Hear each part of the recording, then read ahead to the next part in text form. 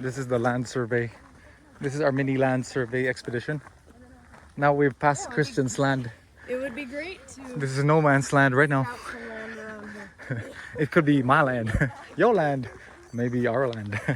Our The land. better purchase is going to be the one on the other side. Yeah, to look at Because the runoff fuego. is like pretty extensive here.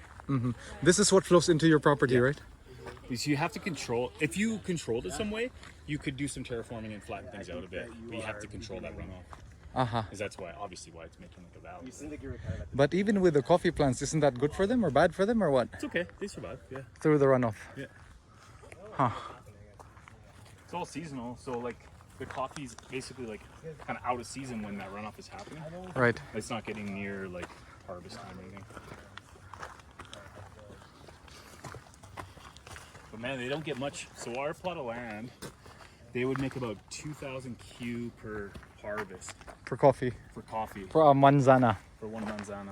It was something like that. It was really low, like shockingly low. 2,000 Q per month. Yeah. No. Oh, per harvest. Twice a year That's for not all really that bad. land 4,000 Q harvest per year. per year. For a one manzana. Yeah. It's like coffee. nothing. Wow. And you go to the And US, there's you pay cost too, $30 to a the- bag. Yeah, exactly. I mean, even here though, we bought coffee at like a local cafe, and I think Yeah. we paid $7. $7. Yeah, for sure. That's the thing is like, you know, the most popular drug in the world, and like you do not get rich by growing it. I know, right? But you get rich by selling it. Yeah. The farmers. And 2,000 always the Q farmers get the a sit down. season. And that's 2 seasons a year. 4,000 Q. That is $500. $500 for a year's work, not including cost and time and labor. You better enjoy that cup of coffee you're having now. Coffee plantation. Not bad. You can have a few coffees, grow your own, right? Yeah, I got a friend in town. Kristen, He's a roaster. there's a plant right here for you guys if you want to have Oh. some of those berries or fruit. think- Oh, I don't think there's an East Burros. Those are something else. Yeah, those are different. I wonder if they're edible. Shall we see? I don't know the name of that one. So these roads too. Yeah, it's Who just built these roads they just first? Did, so it'd be like the neighbors getting together and just doing it. So I there would see. be like, this would have just been a really bad patch. Uh-huh. You know, maybe water's crossing or something. So they're like, they did like the worst spots Uh-huh. just to make it passable. Because they don't need trucks until harvest. Right. So twice a year they'll have trucks up and down. Ooh-wee. Look at these. Sweet, what are these? Sweet potato? Yeah, it's like some type of potato. Bean? Sweet potato? Or I'm not sure, is it? Some I think sort so. of... Like, unless this is invasive. No, it looks like those were intentionally Yeah, placed. yeah. There's a bunch. Look at that. That's the base of Agua. Volcan de Agua. I want to hike it someday, but it's pretty tough. Is it? How long is it gonna... Right halfway up is what the guy yesterday was saying. No, That's a Catenango. Oh, Acatenango is fairly easy. Oh yeah? Anybody,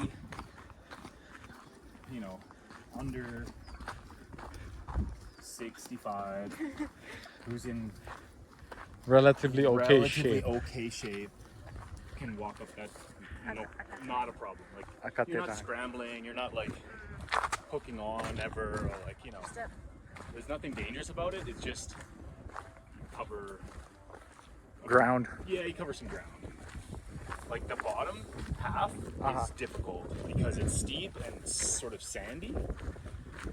And so like immediately it's like you're just like, you know, thrown into the fire. Like Yeah, your yeah, calves yeah. are burning at first. But after about like 1.5 kilometers, it starts to kind of level out sometimes and like you get some like relief here and there, and then it's like, oh, it's kind of like an enjoyable hike. Right. Yeah. Okay. People make a big deal out of it, but it is not that bad. Summit, still totally doable, but I suffered from like altitude sickness pretty bad. So that was like, I thought Summit was kind of rough. You're probably acclimated by now.